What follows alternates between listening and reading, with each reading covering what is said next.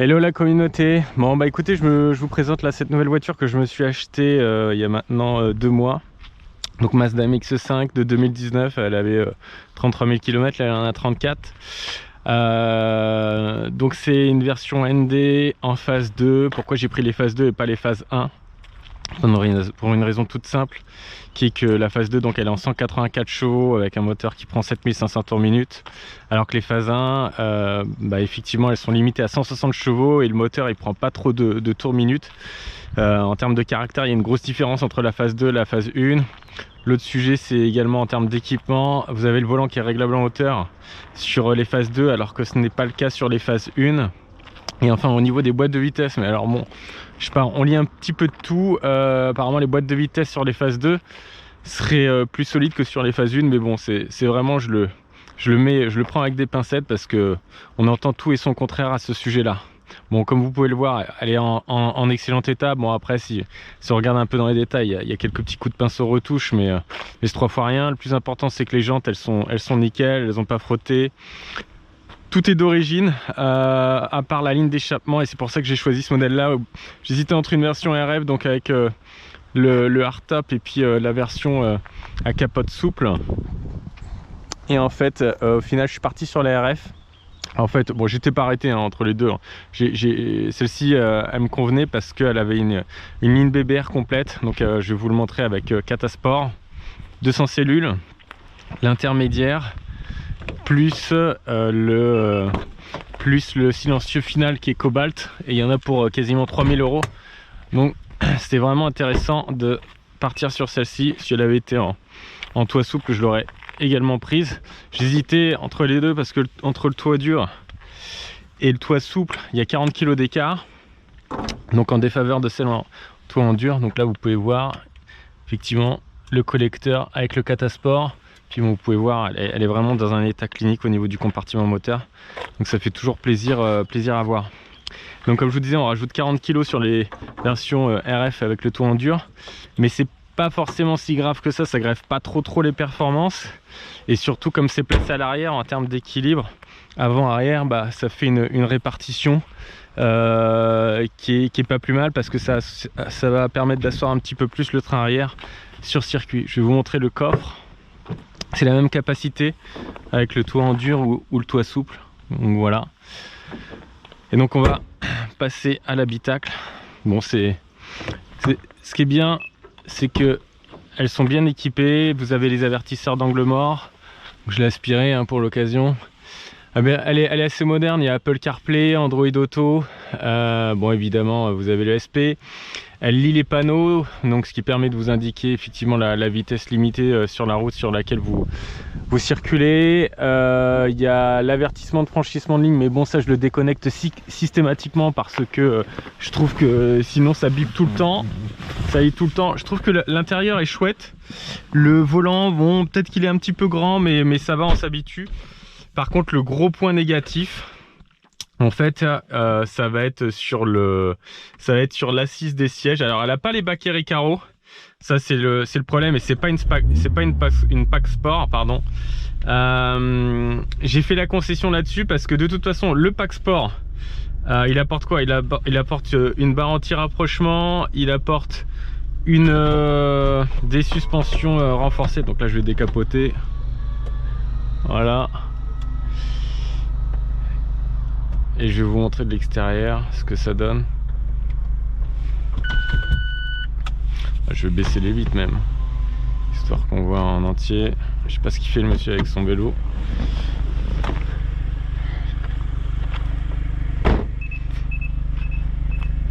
Donc là ça bip parce que la clé elle est éloignée. Voilà, on va la remettre. Donc voilà la ligne une fois décapotée. Donc je disais, la différence entre les versions Pack Sport et celle-ci qui ne l'a pas, c'est les suspensions, les amortisseurs Bilstein que vous avez sur la Pack Sport. Et alors que là c'est plus souple, c'est une merguez, c'est une saucisse d'origine. Et vous avez aussi la barre anti-roulis, celle-ci elle n'a pas de barre anti-rapprochement. Je dis barre anti-roulis, c'est la barre anti-rapprochement en fait. Mais ce qu'il faut savoir, c'est que la barre anti-rapprochement d'origine, en fait, si vous mettez des combinés filetés, bah, elle vous permet pas d'accéder à la tête de l'amortisseur et du coup de le régler. Donc de toute façon faut mettre de l'aftermarket ou s'amuser à chaque fois à démonter la barre anti-rapprochement pour régler le combiné fileté au niveau de sa dureté, ce qui est pas pratique du tout. Et puis bah après de toute façon les Bilstein je m'en moque puisque je compte lui mettre des combinés filetés parce que même avec les Bilstein de toute façon c'est pas adapté à un usage sur circuit, et comme je compte l'emmener sur circuit je me suis dit bon bah c'est pas grave qu'elle ait pas le pack sport. La seule chose éventuellement qui me chagrinait c'était les Recaro, mais les Recaro en fait quand vous les prenez c'est la même assise, c'est la même base, c'est juste que vous avez un meilleur maintien en latéral et puis après ils sont plus jolis esthétiquement parlant, mais le problème, le sujet c'est que les sièges ils sont de toute façon trop hauts de base et capotés, que ce soit avec la capote souple ou le toit en dur, impossible de mettre un casque. En tout cas moi j'y arrive pas, je fais 1m80 et donc obligé de rouler décapoté pour mettre le casque, donc ça va être un petit sujet sur circuit. Donc soit je mettrai des baquets qui permettront de baisser, de gagner 4-5 cm sur l'assise du siège, soit je roulerai décapoté si c'est autorisé sur les circuits. Donc là je vous propose qu'on regarde un peu les freins. Bon, tout est stock, tout est d'origine, y compris les pneus. Donc d'origine c'est du Potenza S001.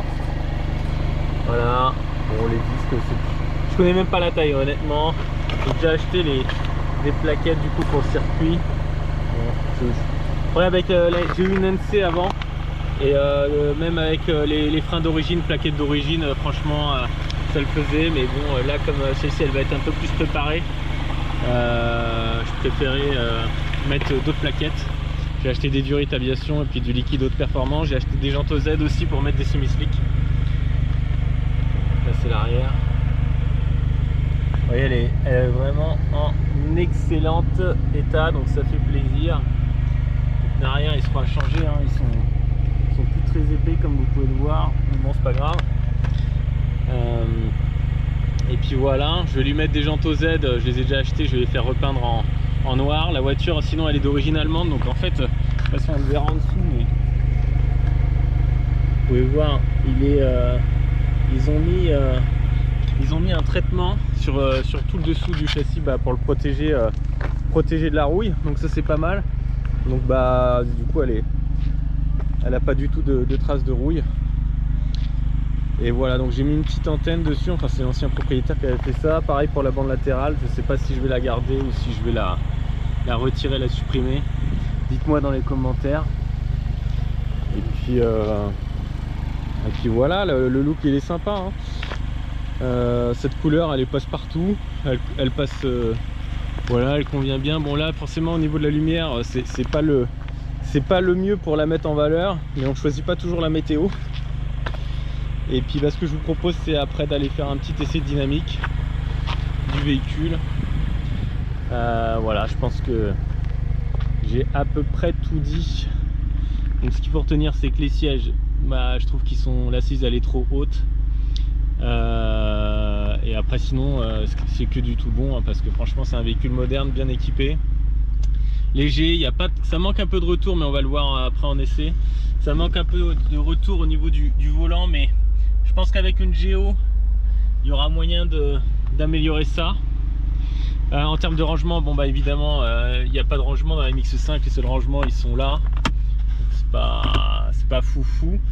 Je sais pas si on voit, c'est pas foufou. Et puis derrière les sièges aussi, mais bon voilà. En plus côté conducteur il n'y en a pas, c'est que côté passager que vous avez un siège. Ouais, dans les sujets là qui reviennent, l'enrouleur de la ceinture il est catastrophique. Faudra que je pense que je mette un coup d'huile à l'intérieur là. J'espère que ça permettra de le faire revenir plus facilement, parce que là c'est un petit peu relou. Bon allez c'est parti, on va aller faire un tour en voiture maintenant. Donc voici la partie essai dynamique du véhicule. Alors je sais pas ce qu'elle nous fait avec la Dacia, donc je profite du fait d'être sur la route pour le faire. Allez, on est parti. Je roule capoté parce que le ciel il est un peu menaçant, et puis même la prise de son, une zone de contrôle. La prise de son sera meilleure ainsi, je pense. Donc je vous disais, l'intérêt de ce moteur là c'est qu'il prend des tours, et se limite pas à 7000, il prend vraiment 7500. C'est ça qui est vraiment sympa. Donc là, vous voyez, c'est vraiment une saucisse, elle s'écrase la voiture d'origine. Il n'y a pas trop de couple là, je suis pied au plancher. Bon, après on est en montée, mais ce qui est bien, c'est que c'est quand même plaisant, même si c'est pas un foudre de guerre. Il prend ses tours, ça permet d'avoir des sensations. C'est l'intérêt d'un moteur atmosphérique, c'est de profiter de l'accélération tout du long.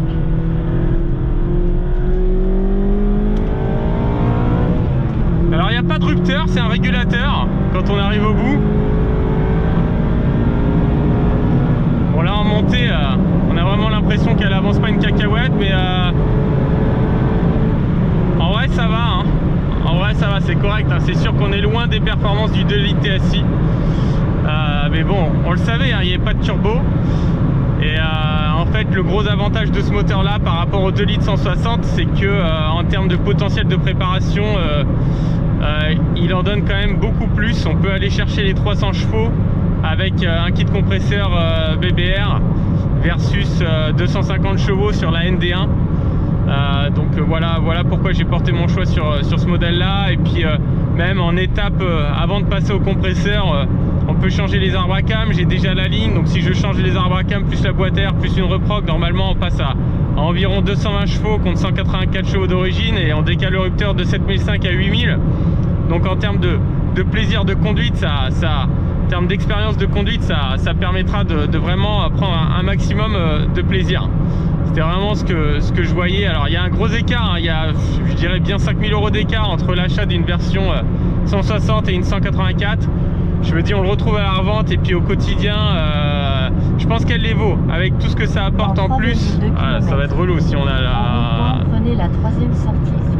Avec tout ce qu'elle apporte en plus, je pense que les 5000 € d'écart, ça les vaut. Alors dans les petits regrets qu'on peut avoir, vous voyez ici, vous avez la température d'eau. Et en fait, impossible d'avoir l'huile. Alors je comprends pas pourquoi ici, là, il y a deux fonctions là, deux possibilités d'affichage de la température d'eau, et en fait la deuxième elle commence à 95 degrés, donc autant dire qu'elle démarre jamais. Je comprends pas trop. Vous voyez, elle lit les panneaux, ici vous avez les 90. Alors c'est pas tous les modèles, hein, mais en général elles sont, la plupart, hein, elles sont bien équipées, et elles ont ce type d'équipement, affichage des panneaux. Vous voyez là, en termes de consommation, je suis à 6,4 litres.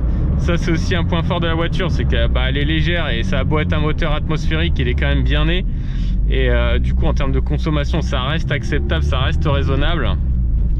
Puis après vous avez tout team, vous voyez, il y a, je le disais tout à l'heure sur la vidéo en intro, hein, donc il y a le CarPlay, vous avez le régulateur de vitesse. Bon là j'ai désactivé, mais c'est le maintien dans la voie, parce que sinon ça fait que de biper.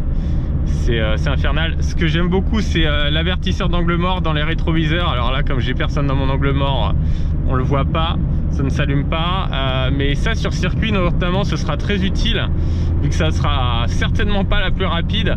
Ce sera une sécurité en plus pour savoir si on a quelqu'un sur ses latéraux ou pas, en train de nous doubler au niveau de l'angle mort.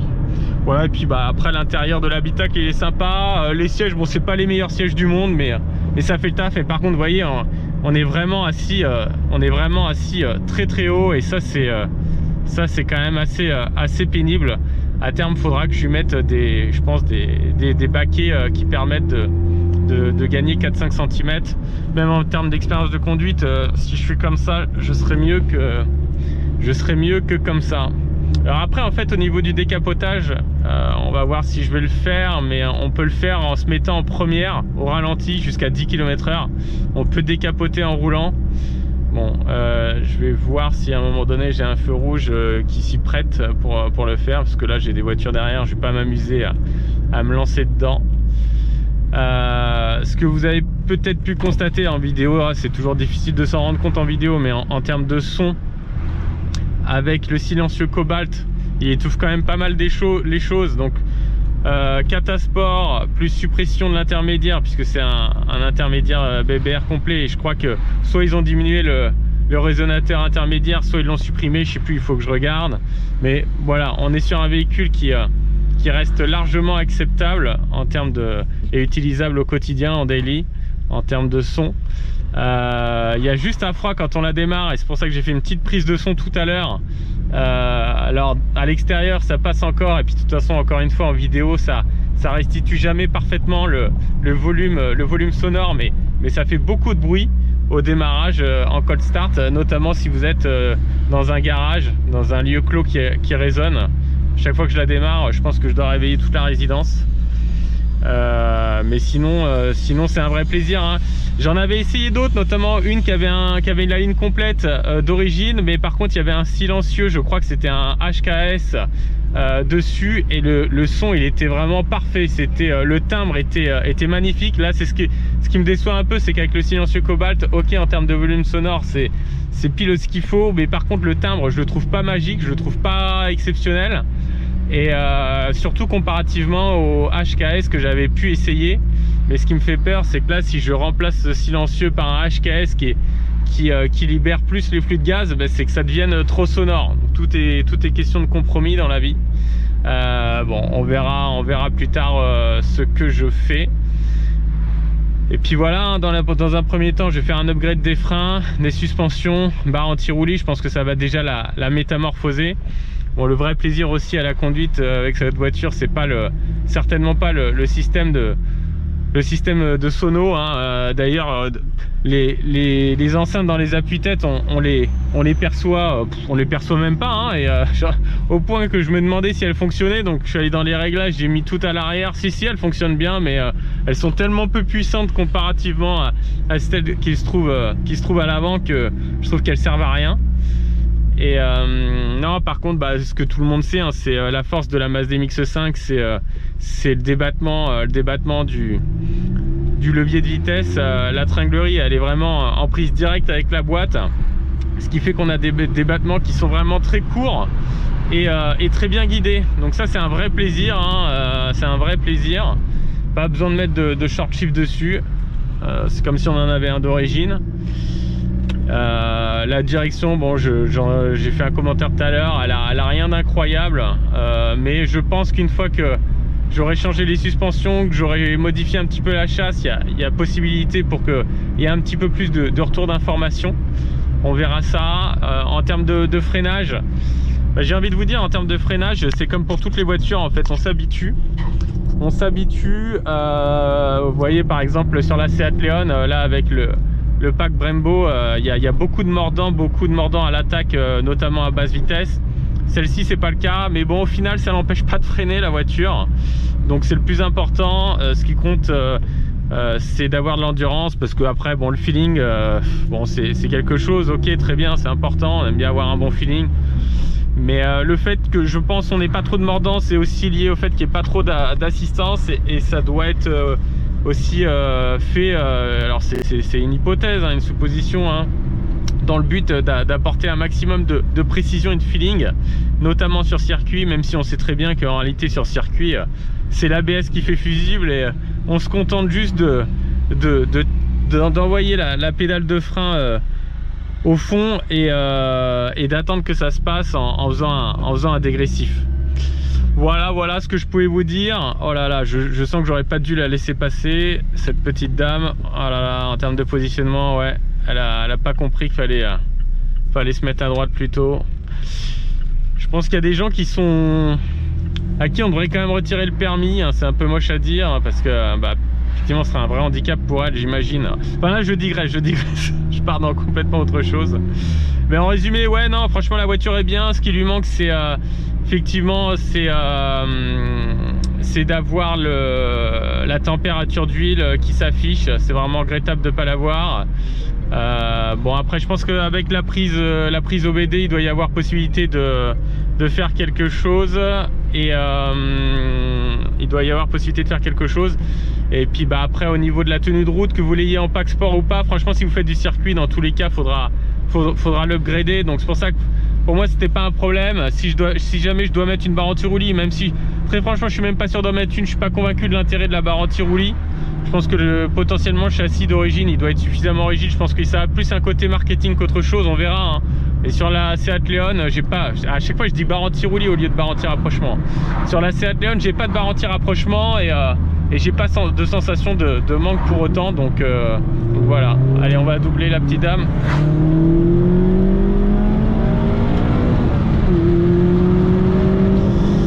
Voilà, bon, j'espère que ça vous aura plu, et puis écoutez, n'hésitez pas à laisser des commentaires, à poser des questions si vous en avez, et puis bah, moi je ne saurais que vous recommander l'achat d'une MX5. C'est sûr, ça vaut pas une Lotus, mais je voulais pas racheter de Lotus quand je vois les prix. Psychologiquement, ça me bloque, tout le monde pourra le comprendre, et je suis convaincu que c'est un très bon choix, la MX5. C'est plus polyvalent, c'est fiable. Bon, après on verra pour la boîte de vitesse si je rencontre des problèmes ou pas avec un usage sur circuit. Mais bon, la réputation de Mazda, c'est de faire des véhicules qui sont fiables et qui donnent des sensations, voilà, qui sont performants, notamment une fois un peu modifiés. Donc on pourra vérifier ça dans le temps. Voilà, bon, je pense que j'ai fait à peu près le tour. Voilà, voiture moderne, très sympa à conduire, très jolie, très mignonne.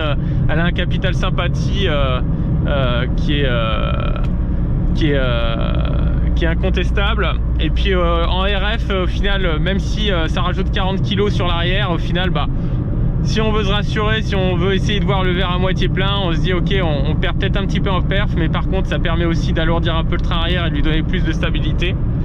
Et puis franchement, en termes d'utilisation, comme vous pouvez le voir, comparé à une capote, il n'y a pas match.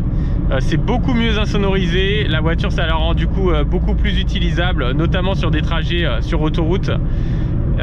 Et puis même décapoté, alors il y en a beaucoup qui vont dire oui, j'ai lu ça, il y a beaucoup de bruit de remous d'air, etc. Mais franchement, même pour avoir eu une NC, de toute façon, bah oui, décapoté, bien sûr qu'il y a des bruits d'air, hein, à partir de 80 km/h, il n'y a pas de magie, hein. Mais moi j'aime bien, parce que même lorsqu'on est décapoté, on a quand même un semblant d'habitacle avec du coup cette version Targa, et moi ça me correspond. Je suis pas trop team cabriolet à la base, et ah là là, j'aurais dû le doubler. Je suis pas trop team cabriolet à la base, et du coup elle correspond exactement, voilà, à ce dont j'avais besoin, ce que je recherche. Elle coche toutes les cases pour l'instant. Et bah écoutez, à suivre. Ouais, il y a les sièges chauffants ici. Bon, ça je pense que ça relève du gadget, c'est un peu surfait, hein, personnellement. Je suis pas trop fan des sièges chauffants. Bon, j'espère ne rien avoir oublié, hein. On a, voilà, les porte-gobelets, franchement je trouve qu'ils gênent. Ils sont posés là, je trouve qu'ils gênent. Pareil en largeur, bon bah on sait jamais où mettre son coude, donc je le pose sur la portière. Mais bon, c'est vrai que la voiture elle est un peu étroite, mais bon, c'est pas pire qu'une Lotus. C'est pareil, voire quand même un peu plus spacieux en termes de largeur. Allez, je vous embrasse, ciao.